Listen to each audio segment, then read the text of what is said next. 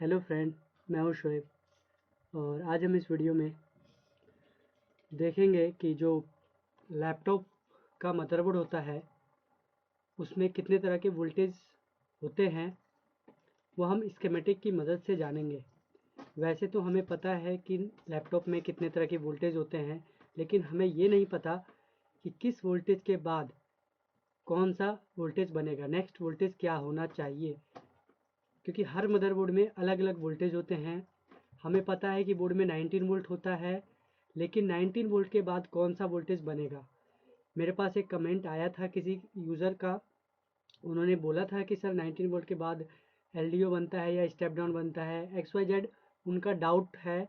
तो वही डाउट इस वीडियो से उनका क्लियर हो जाएगा और जिस जिस जिस लोगों का ये डाउट होगा उनका डाउट क्लियर होगा और आपको नॉलेज मिलेगी इस वीडियो से।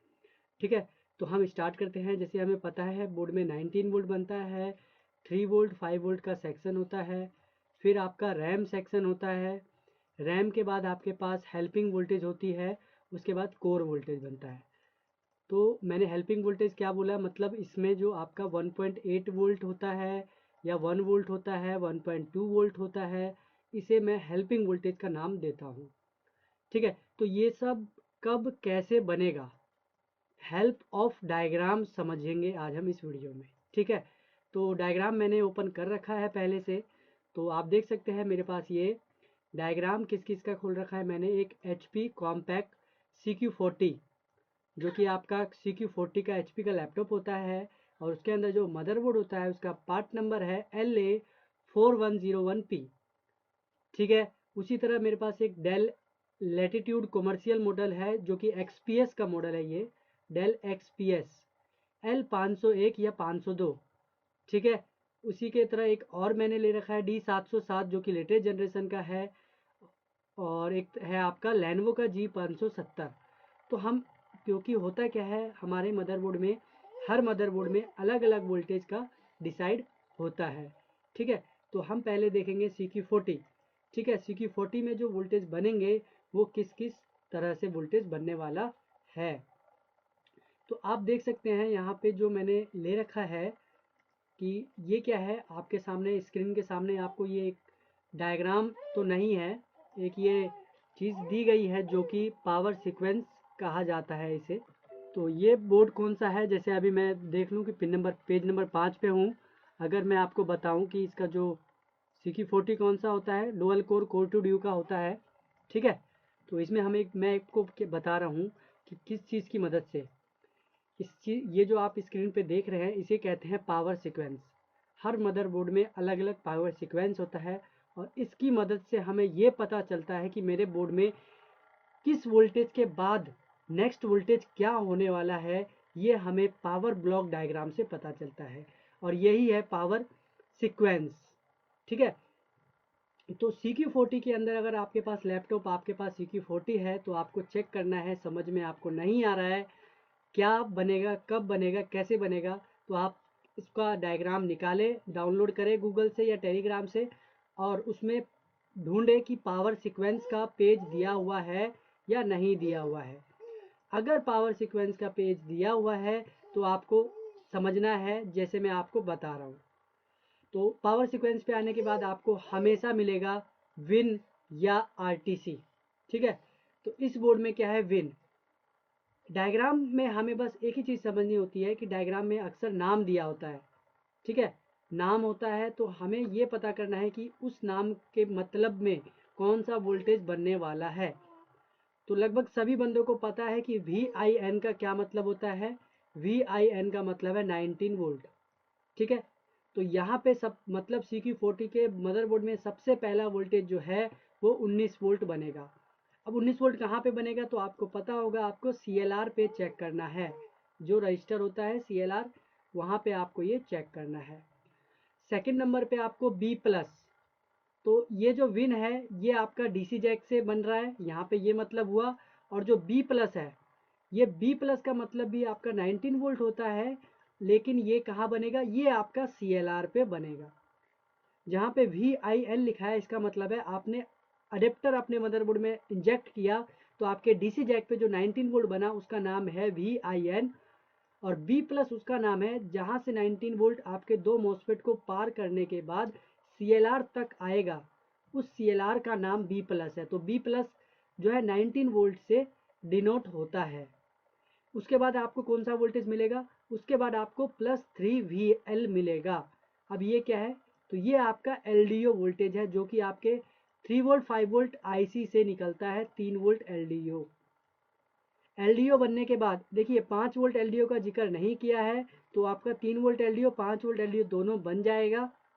उसके बाद आपका बनेगा 5 वोल्ट ऑलवेज एंड 3.3 ऑलवेज। ये क्या है, तो ये आपका क्वाइल वोल्टेज है।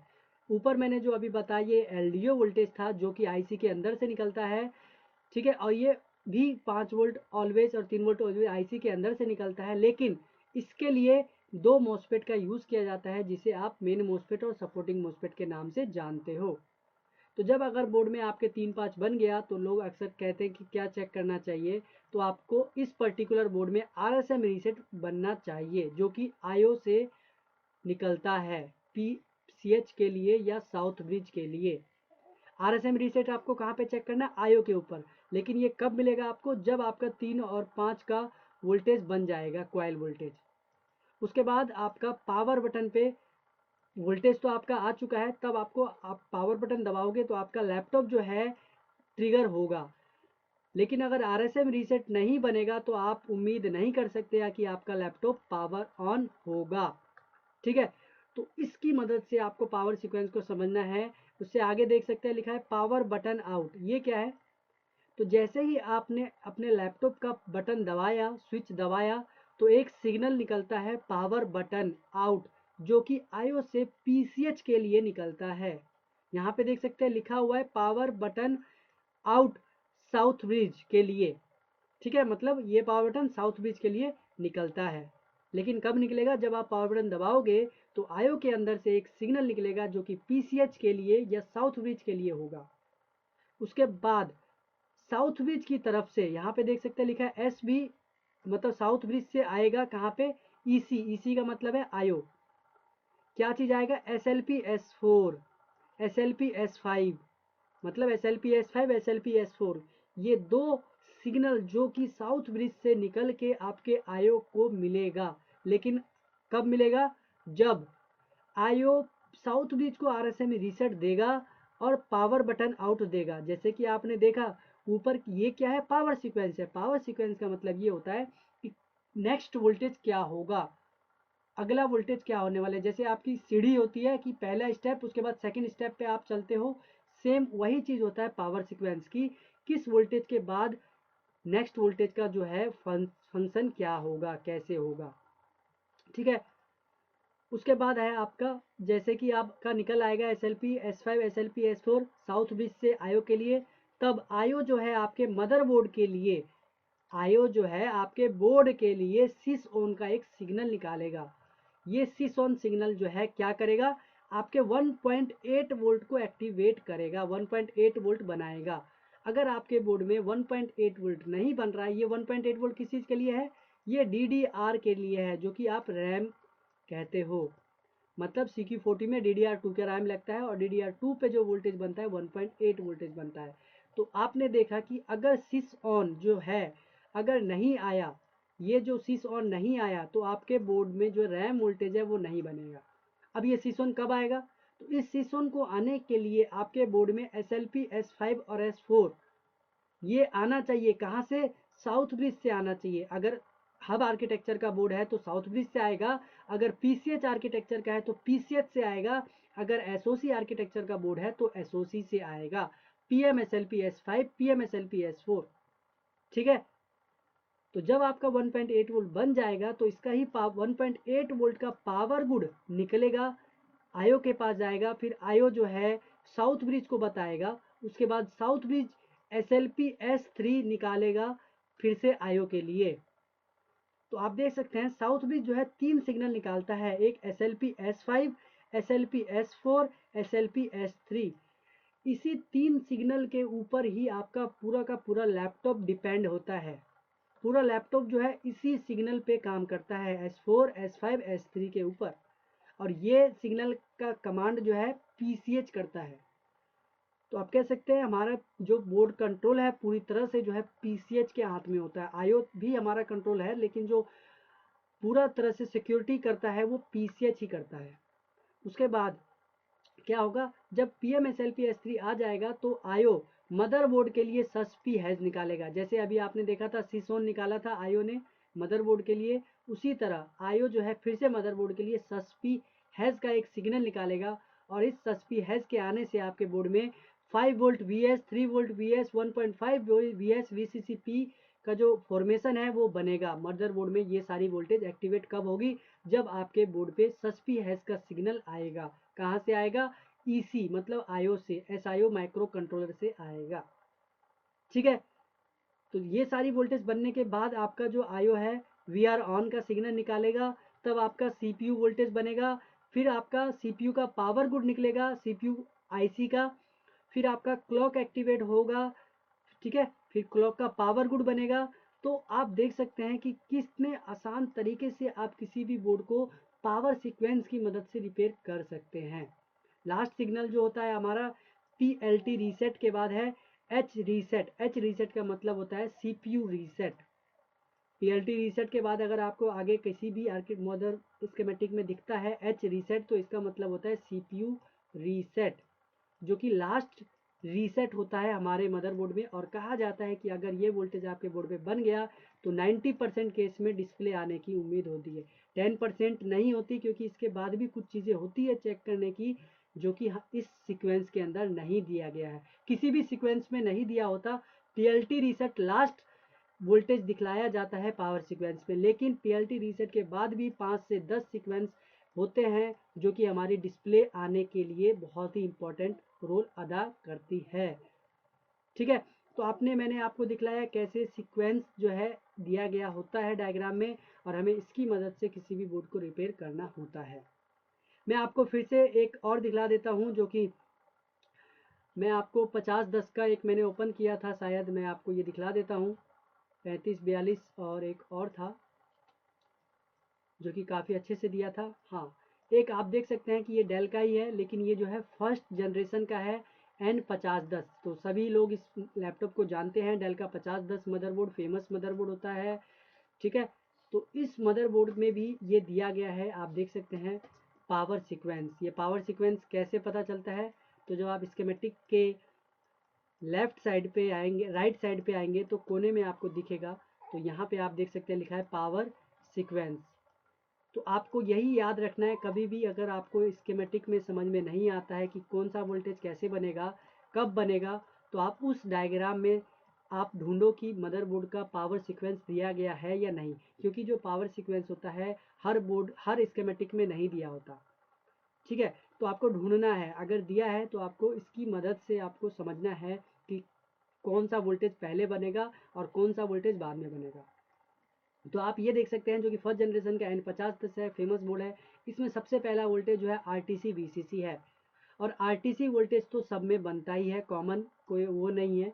ठीक है, RTC तो सब में बनता है, लेकिन आपको इसमें RTC देखना है। अगर RTC नहीं बना तो मे बी आपका लैपटॉप ऑन नहीं होगा। उसके बाद PCH RTC रीसेट, तो इसमें एक ये वोल्टेज भी दिया है जो कि PCH RTC रीसेट हैज है, और इस पर भी 3 वोल्ट होता है। अगर ये वोल्टेज आपके बोर्ड में नहीं बनेगा तो बोर्ड ऑन नहीं होगा। उसके बाद आपका पावर सोर्स है, पावर सोर्स का मतलब है 19 वोल्ट, जो कि आपके CLR पे बनता है। उसके बाद आपका 3.3 RTC LDO, ये नाम से देखने में लोगों को कंफ्यूज करता है, लेकिन ये जो नाम है ये 3 वोल्ट LDO का नाम है। जी हाँ, ये 3.5 की आईसी से निकला हुआ LDO है। नाम ने थोड़ा सा हमें परेशान कर देता है कभी कभी, लेकिन जब आप इसको बैक ट्रेस करोगे तो ये आपको स्टेप डाउन की आईसी से आउटपुट होता हुआ नज़र आएगा, जिसे आप वीरेज 3 या LDO 3 के नाम से जानते हैं। उसके बाद आपका KBC पावर बटन, तो आपको पावर बटन प्रेस करने के लिए कहा जाएगा। ठीक है, पावर बटन पे आपको वोल्टेज होना चाहिए। फिर पावर बटन पे जाहिर सी बात है LDO वोल्टेज बनता है तो वो चला जाएगा, लेकिन आपको चेक करना है। कभी कभी होता क्या है, यहाँ पे लो वोल्टेज होने की वजह से 2.5 या 2 वोल्ट होने की वजह से आपका लैपटॉप ऑन नहीं हो पाता। तो याद रखें, हमेशा पावर बटन पे भी वोल्टेज चेक करना ज़रूरी है। उसके बाद KBC पावर, KBC पावर क्या है, बेसिकली KBC पावर N5010 में एक लॉजिक को कंट्रोल करता है। केबीसी पावर एक लॉजिक को कंट्रोल करता है और ये 3-5 का इनेबल की हेल्प करता है। जैसे आप देख सकते हैं नीचे लिखा है S5 इनेबल। तो मैंने आपको शुरू में बताया कि स्कीमेटिक जो है नाम को डिनोट करता है और आपको यही समझना होता है कि किस नाम का मतलब क्या है। ठीक है, तो इसमें भी ये दिया गया है और इसके आगे मैं ज़्यादा टाइम नहीं लूँगा, इससे आगे मैं बता देता हूँ फटाफट। इसके बाद S5 इनेबल है, फिर 5 वोल्ट बनेगा, फिर 3.3 ऑलवेज, मतलब ये दोनों कॉइल वोल्टेज हैं। फिर आपके बोर्ड में 5 वोल्ट PCH VCC5 रेफरेंस जो कि PCH के पास बनता है। उसके बाद 15 वोल्ट, मतलब N5010 के अंदर 15 वोल्ट का कॉन्सेप्ट है और ये 15 वोल्ट कब बनेगा, जब आपका 3-5 का वोल्टेज बन जाएगा कॉइल वोल्टेज। उसके बाद 3 वोल्ट 5 वोल्ट का पावर गुड निकलना चाहिए, जो कि कहीं ना कहीं आयो को मिलेगा या किसी सेक्शन को इनेबल करने के लिए जाएगा।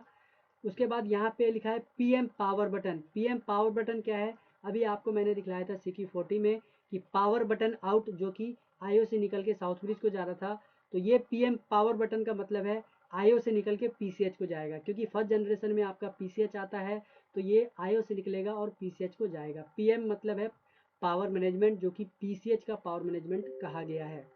उसके बाद है सस पावर डी एन एक्नॉलेजमेंट। तो ये आपकी PCH से ही एक्टिवेट होती है, लेकिन ये कब होगी, जब आपका पावर बटन का सिग्नल PCH को मिल जाएगा। लेकिन ये कब मिलेगा, जब आपका 3 वोल्ट 5 वोल्ट का पावर गुड आयो को मिलेगा।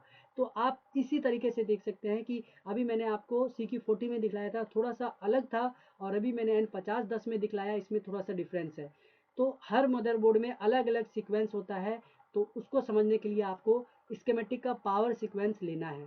ठीक है, उसी तरह मैं 3542 का अगर आपको दिखलाऊं तो 3542 में देख सकते हैं, जो कि 4th 5th जनरेशन का डायग्राम होता है। इसमें आपका क्या क्या वोल्टेज बन रहा है, तो यहाँ पे वही चीज़ लिखा है जैसे 5010 में था, सेम। और यहाँ पे जो LDO है, वो LDO का नाम है 3.3 ऑक्सिलरी S5। हमें बस थोड़ा सा मेहनत करना है नाम के ऊपर, क्योंकि जो नाम है बहुत ज़्यादा होते हैं, लेकिन ज़्यादा भी नहीं है, 4 से 5 नाम होते हैं, उसको थोड़ा सा याद करना पड़ेगा। ठीक है, उससे आगे है अपना 3.3 ऑक्सिलरी KBC। जैसे अभी आपको मैंने N5010 में KBC पावर दिखलाया था, एक लॉजिक को एक्टिवेट कर रहा था, उसी तरह 3.3 ऑक्सिलरी KBC भी 3542 में एक लॉजिक को कंट्रोल कर रहा है, जिसे आप PSL लॉजिक का नाम देते हैं। ये वही है 3.3 ऑक्सिलरी KBC एक्टिवेट होता है। और ये S5 इनेबल जो कि 3 वोल्ट 5 वोल्ट कॉइल वोल्टेज को एक्टिवेट करने जाता है, जिसे आप स्टेप डाउन के नाम से जानते हैं, उसको इनेबल करने के लिए आपका S5 इनेबल आएगा। लेकिन ये S5 इनेबल पे वोल्टेज कब आएगा, जब आपका 3.3 ऑक्सिलरी KBC बनेगा। अब ये कब होगा, तो आपका इससे ऊपर का सीक्वेंस कंप्लीट होना चाहिए। ठीक है, तो यही पावर सीक्वेंस होता है बेसिकली। और आगे अगर देखें आप, तो सेम वही लिखा है कि 5 वोल्ट PCH VCC रेफरेंस है, जो कि PCH के लिए है। फिर इससे आगे है आपका RSM रीसेट और सस clock power button out, PM SLP S4 S3 PM LAN enable 1.5 S3। तो आप, आई होप आपको समझ में आया होगा। जिसका ये डाउट था, जिन्होंने मुझे कमेंट भी किया था कि किस वोल्टेज के बाद क्या वोल्टेज बनेगा। ठीक है, तो मैं इस वीडियो को यहीं तक रखता हूँ। ठीक है, आई होप आपको ये वीडियो समझ में आया होगा कि जो वोल्टेज लेवल है, वोल्टेज सर्किट है, उसको हमें कैसे पहचानना है, अगर ज़्यादा सर्किट समझ में नहीं आता है तो। ठीक है, आई होप आपको ये वीडियो अच्छी लगी हो। अगर वीडियो अच्छी लगी तो लाइक करें। अगर अभी तक आपने चैनल सब्सक्राइब नहीं किया तो चैनल को सब्सक्राइब कर लें, क्योंकि मैं ऐसे ही नॉलेजेबल वीडियो अपलोड करता रहता हूँ, जिससे आपके लैपटॉप रिपेयरिंग जो है वो बहुत ही ईजी से लैपटॉप को एक रिपेयर कर सको। ठीक है, तो फिर मिलेंगे नेक्स्ट वीडियो में, तब तक के लिए bye bye and thank you for watching.